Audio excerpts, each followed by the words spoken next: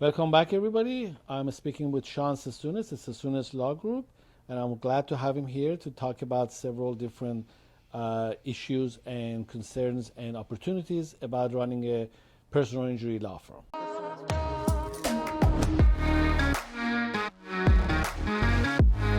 Thank you for joining us today. My name is Hamid Kohan. I'm a president and founder of LegalSoft. I'd like to thank you for joining us on this webinar today. And I have a special guest for you today that I will introduce shortly. Just a little bit about LegalSoft. We are a provider of legal support services, including virtual staffing and a variety of practice growth solutions that we would love to help any law firm who needs assistance to grow and scale their law firms. And I'm happy today to introduce Shawn Sasooness, founder and operator of the Sasooness Law Group. Welcome aboard, Shawn. Thank you. Thanks for having me. I'm curious and excited to have our little chat. Wonderful. We're looking to, just for audience, Shawn has been with LegalSoft for a while as a client, as a friend, as a supporter, and he has scaled and grown his law practice extremely fast in the past few years and expanded into other areas also. And I would love for him to explain about his law practice and some of the case studies that he's done over the years and some of the pointers for everybody to work on. So Shawn, please tell us about your practice and what you do and how you do it. Yeah, so I'm a personal injury attorney in California. Right now we do both personal injury and work comp. For those people that don't know the difference, there is a difference. Personal injury is when you're going after somebody at fault for your injuries. Workers' compensation is when you get injured while in the course of your employment. We specialize in those areas in the so competitive state of California. You know how competitive personal injury is in California. I've been practicing for a little over 10 years now. I've had my law practice for a little over 8 years now. You have your ups and downs. We've tried to go out and try different areas of law, but I've learned that injury law is my thing. That's what I focus on. I think we're the best at it. Wonderful. Good to hear that. And you had a great success over the years with lots of different cases and a lot of different opportunities. So talking about some of those, everybody already knows about the basic accidents and rear enders and MVAs and so forth, which is, most law firms have many cases on that. But often you get one of those cases where is borderline. You don't know if it's really a personal injury, like premise liability and so forth. So I'd like to ask you, what was your experience, especially when you were starting out? I remember you had a case that was premise liability that you were working on. So can you elaborate? Yeah, no, you're absolutely right. And though the cases, personal injury law is not just car accidents, slip and falls, dog bites, any case where somebody else is liable for your injuries. Some of the best cases I've had are the biggest cases I've had are non-car accident cases.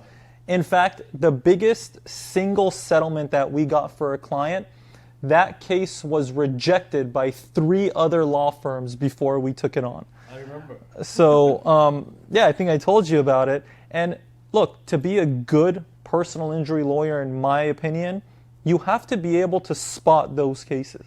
You got to be able to spot those cases, when it's a case, what things to look for. You got to be able to look a little bit outside the box.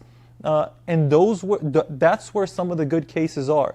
So you're right, man. It's like you got your car accident cases, but then there are other types of injury cases where that you could handle and that could be really valuable. Can you summarize that case that we were mentioning? Because I know it was very complicated, and I know that there were several more experienced even attorneys who turned it down and basically say it's not a case or it's not value in it or whatever, but you guys turned it into a great value. And I think everybody was well compensated, including the client. Yeah. So can you just summarize what the case was about? I will, without disclosing too much information, because some of these cases have confidentialities. But essentially, we had a client that fell off a balcony at his apartment building. It wasn't even his apartment. He was staying with his girlfriend's parents. And the balcony railing broke off and he fell over. He was only on the first floor, but that first floor was like 20, 25 feet. Bad injuries. And we had a number of hurdles. He had drugs in his system. He had alcohol in his system. And the one thing about those cases, you're getting injured inside your own home. Okay? So even if it's an apartment, who are you going to hold liable? Can you hold the apartment complex liable? Yes, but only if they had notice that, okay, this railing was loose. In our case, we had a guy, I'm getting into the details, but we had a guy that just was drunk and high, and he was like leaning over on a balcony. That thing fell off. So we had to prove that the complex knew or should have known. They didn't do anything about it, and we had to get over the fact that our client was, drunk and high, and had no work to do that day. So we didn't have the greatest, very nice client, but he didn't come off the best. You have some hurdles, and there were some other hurdles in the case. We ended up taking it on, and we fought that thing hard, and it turned out to be one of the better outcomes that we've had on a case. How long did it take? I don't even remember.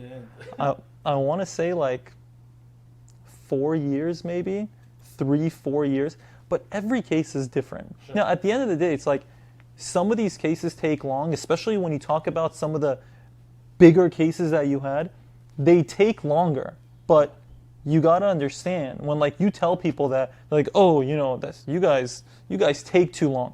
Well, that's because we're going in and asking for hundreds of thousands and millions of dollars. Right. That takes a level of work.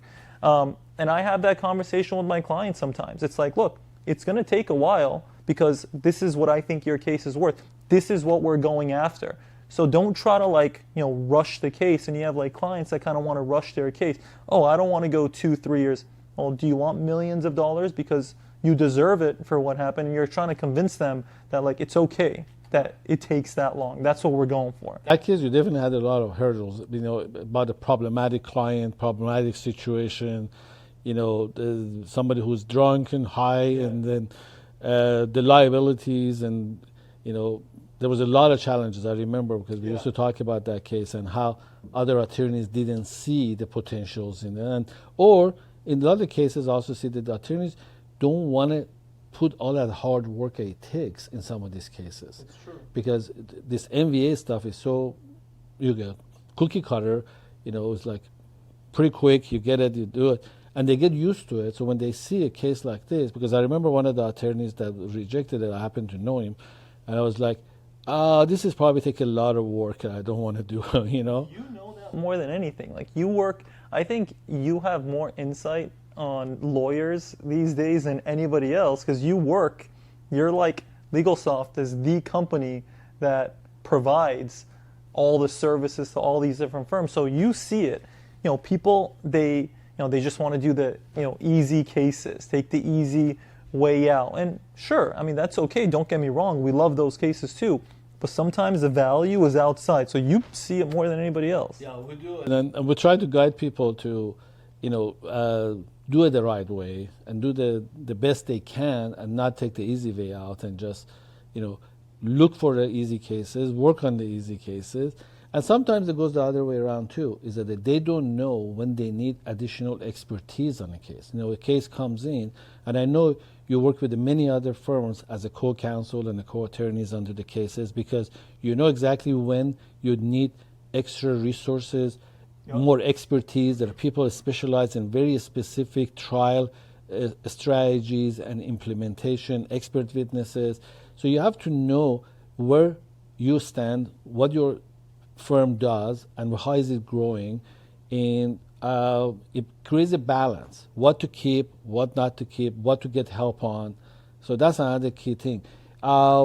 Any other interesting cases like this where it was a sort of not the same as what everybody's used to? Is it somebody running to some other car and then there's a case? Yeah, I mean, like some types of cases that a lot of people run away from are cases against the city, government entities, and those are tough cases.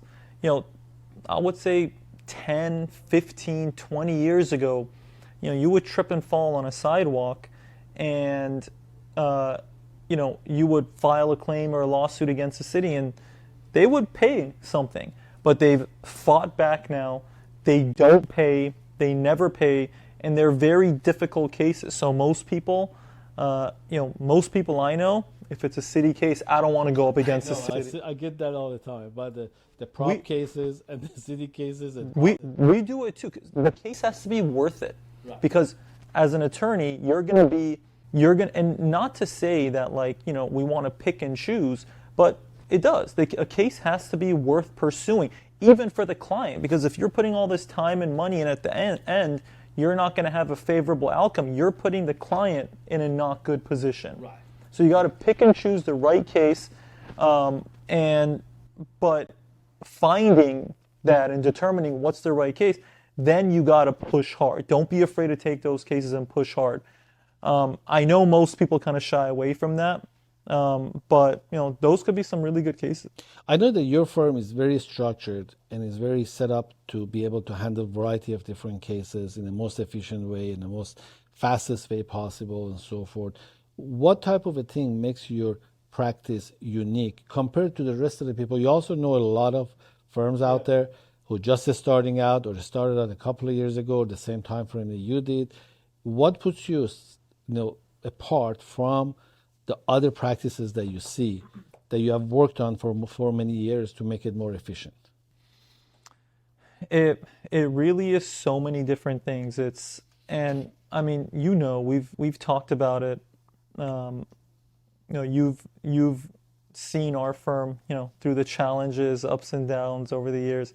But setting up a certain structure and putting the right people in place in charge of certain things, like I'll give you an example.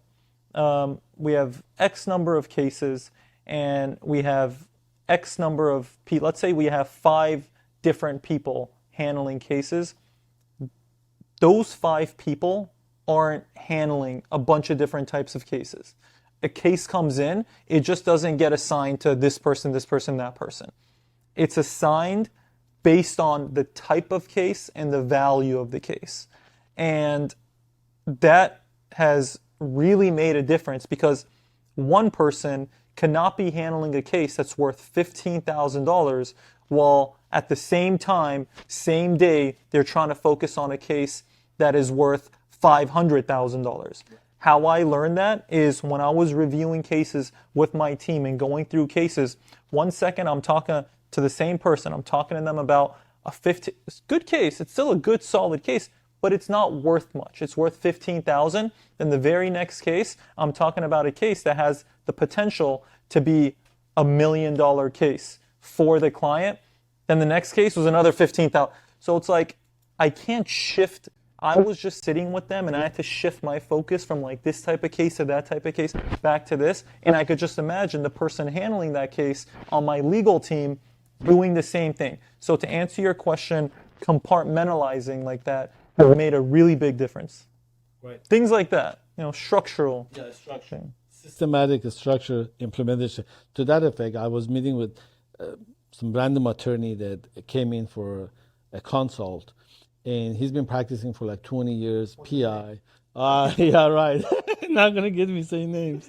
And I asked him how many cases you have in your firm. He says about 360 cases. And I said, okay, how many case managers? Because I know me and you always talk about this, having the perfect balance. Your legal team. Yeah, your legal team. You can't run a big firm with nobody, or you can't run a small firm with a lot of people running around. So he said, with 360 cases, how many case managers you have? And he says, I had 2.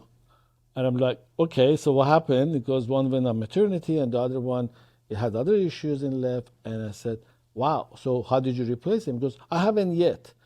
I'm like, how long has it been? About 3 months. I said, you have 360 cases, no case manager, and it really scared me. It was like, okay, we're gonna stop talking because I feel like I'm liable now because you told me information that it is really dangerous information for your clients and your license and the firm.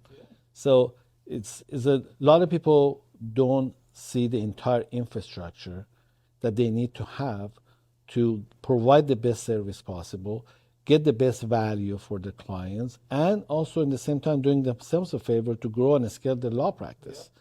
Look, I've had a friend that he's like, I never want to be a big firm. I just want to operate. I want to be that's how I want to do. I want to have set number of cases, good cases. That's how I'm happy. I don't want to be a huge firm like all.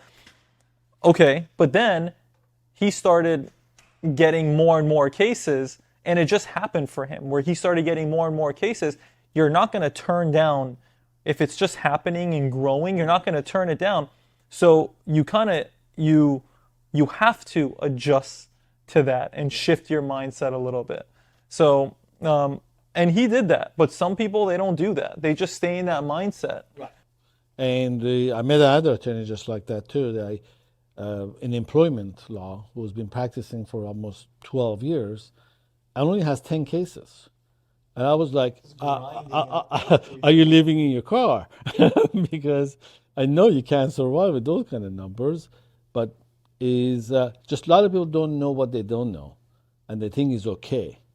But that's to get exposure and then learn how to. I just recently spoke to a client of mine where my legal team was handling their case and negotiating a settlement for her.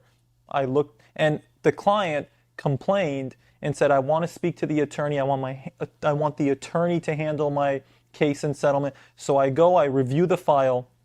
Great. Everything was done properly.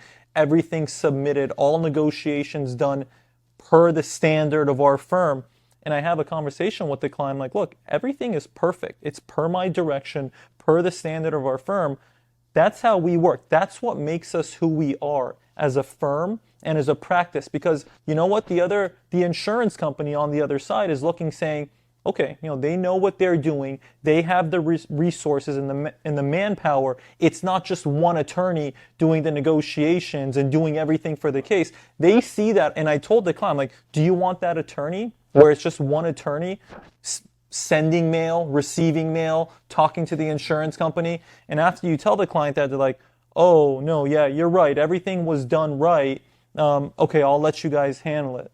So, no. That's another thing where it makes a difference. You're directly involved, but you don't have to be directly involved. That's part of the structure. Exactly. I also know that you're extremely structured and disciplined to do case reviews, which is a lot of the firms that I've seen, they don't have that structure in place. They only jump on the case when there is a problem or a huge opportunity, and they sort of ignore the rest. How are you set up your firm where you keeps you on top of all your cases and all your potentials and problem cases and so forth? Oh, thank you. Is this the really good tea that you guys have here at Legal Soft? We serve tea during the podcast. Is there any whiskey in it? Cheers to the tea. Cheers. No, this is good. I was actually going to have a coffee. I never have coffee after lunch because I just don't want to rely on it. And I slept good last night, but I don't know why. I felt a little drowsy after lunch. I was going to grab a coffee, but I grabbed this instead, but tea works. Yeah, cheers. So your case reviews and you being on top of the cases, so make sure everybody in your firm has the right direction to help the client to maximize the case, maximize the outcome of the case. And you've been structuring and working on that for a very long time to make sure nothing is left behind and nothing falls through the cracks. Because I've been in these firms where a lot of people are calling and they're angry. They haven't heard anything about their case for 4 months. And it's just not the right way to treat a client. Yeah. So it's not just one thing. Like, for example, one of the things are the thing I mentioned earlier.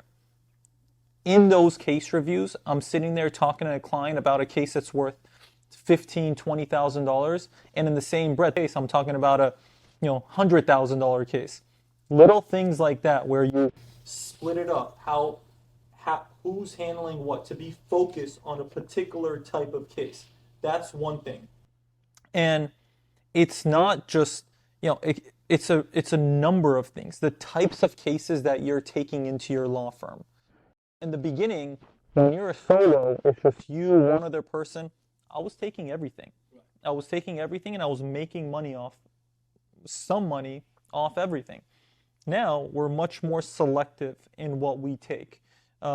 So what you're bringing into the firm that don't cause problems, the people that you bringing in the right help, and making sure that everybody is handling a responsible caseload. No one person is overworked so they can't communicate properly or give one case the proper attention. All these things, and you kind of learn as you go a little bit. You're gonna make some mistakes, some adjust. Everything that we do in the firm, we're like, this is what we're gonna try to do. Let's see how it goes for the next 2-3 months. If it works, great. If it doesn't, we'll make an adjustment to it. But these are all the little things you do one by one to be able to structure your firm. Again, if you want to be that firm to handle 100, 200, 300,000 cases, these are the little things you do one by one to help with that. The structure and the discipline that you have established is what makes you to be able to. Yes, we did it together. And I think now you have an army of virtual staff helping your local staff to actually grow and scale. And I don't know, you probably have 20 plus virtual staff that are, helping your local teams. And I know you have multiple locations also.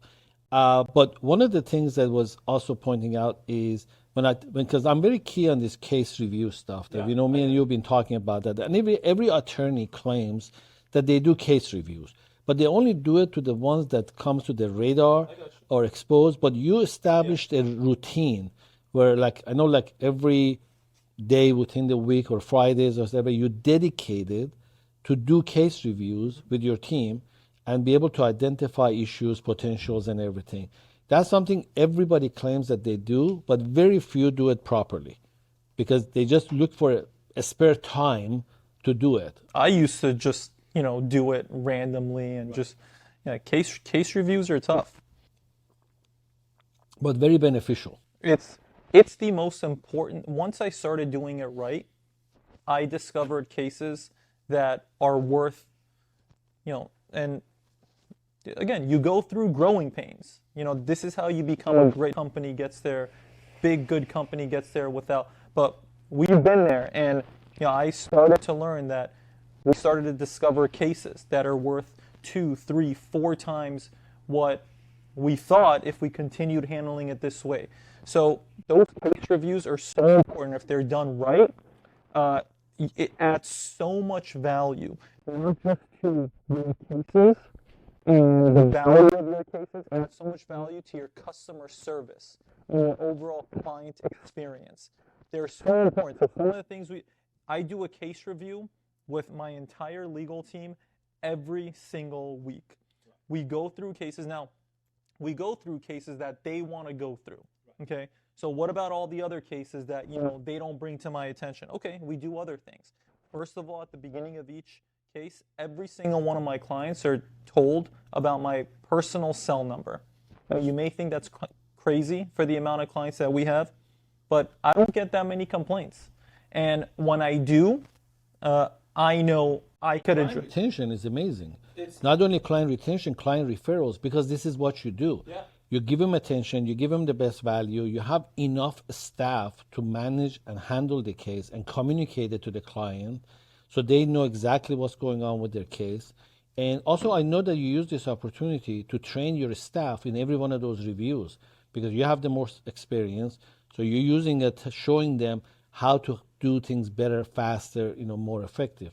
So I know it has multiple different values. So much value, and we do pre-litigation claims. We do that entire case review as a team, and so everybody could listen in on other people's cases and learn from it.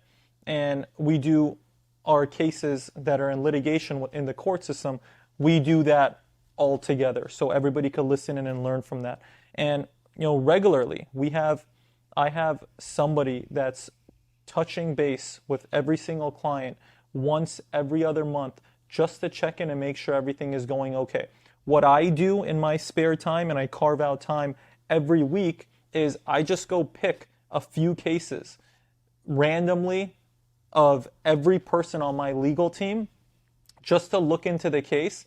Okay, let me see what's been going on with this one. Everything done right, attention given, the right correspondence, the right communication. Is everything good with this case? And I find some stuff and I call out my team so they know that and it's not that much time, it's not that difficult. Every month, maybe 5 or so cases from each person on my legal team I'm pulling out to review, and they know that I could be looking into any one of their cases at any given time. Another thing that you could do is kind of make it easier and more manageable when you have more cases and more legal staff. I also know that you put a lot of effort on building your network, working with variety of different firms, helping a whole bunch of them through the experiences that you've gone through, so helping them so they can make it easier for themselves to grow and scale and do the right things. Also with more larger experienced law firms to learn from them. So I know you do. You also have the discipline of spending some time to be networking and helping others and asking help from others. So it's a sort of like being always in the middle. Nobody's ever perfect. So I just want to let everybody know that Shawn has always been helpful to these other startup firms, and he always welcomes people contacting directly, talking to him about what they should do, what they should learn from your experiences. So I just want to point that out also. Thanks. Yeah, I do that. Whether it's younger or more experienced attorneys, I'm in touch with as many people as I can. Things that put extra effort into that too. Because I like people and I like to communicate. Whether it's with you, colleagues around here, or attorneys, that's so important, especially in such a saturated community and field like personal injury in California. It's a small, it's a lot of competition, but it's a small community. Everybody knows each other. Right. So helping each other, being that helping hand and working with other people really makes a big difference. It makes a huge difference for your firm. Right. Networking, always able to learn something new and also teach others your experience and share with them. I was just talking to a mutual friend, you know them too. He just contacted me. He lost a client. He lost one of his clients. He got subbed out? He got subbed out, which, again, small community. It's like, a personal injury law, you're getting subbed out of cases all the time. It's cutthroat. It's cutthroat out there. Yeah. So he got subbed out on a case, and I knew the case from the beginning, and because he reached out to me when he first got the case, and he was asking me about it, and it turned out to be a very good case. And he just talking to the client every other day, bending over backwards. He's a newer firm, up and coming, so he was hungry. He was all over that case. He just ended up getting subbed out. He was livid. He was pissed, and he just called me to kind of vent. And basically, the conversation we had is like, look, it's not your first time. It's not going to be your last time. If anything, take it as like a blessing in disguise. This client, it wasn't the most perfect case. It was a solid case. It wasn't perfect. Bigger surgery case, but it had a lot of issues. Priors, bad client. I'm like, look, this potentially could have been a huge problem for you later down the line. If anything, it was meant to be. Take it that way.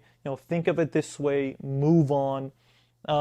And couple things, like, you got to understand that's part of it, and to have people to discuss. And he's like, you're absolutely right, thanks. So like, we've been going back and forth since yesterday, but I think like now he's kind of cool and calm. Same things happened to me. I would hit up my friends and colleagues, talk about it. People to talk about, to know, oh, it's happened to other people, no big deal, I'll move on. That's good to have in this legal community. Absolutely. Everybody gets subbed out at some point, and it's not a pleasant thing, but it happens. So Shawn, tell us about some new things that are coming up with your practice. Any appearances, any conferences, any events you have coming up soon that people can look forward to? I mean, coming up toward the end of the year, so it's holiday parties, employee events. Everybody should follow us on our Instagram page, Sasooness Law Group, or my Instagram page, Shawn Sasooness. We're always posting such helpful material, information for everybody. Just, normal, average person. Good things for them to know. For attorneys, I think some good information there.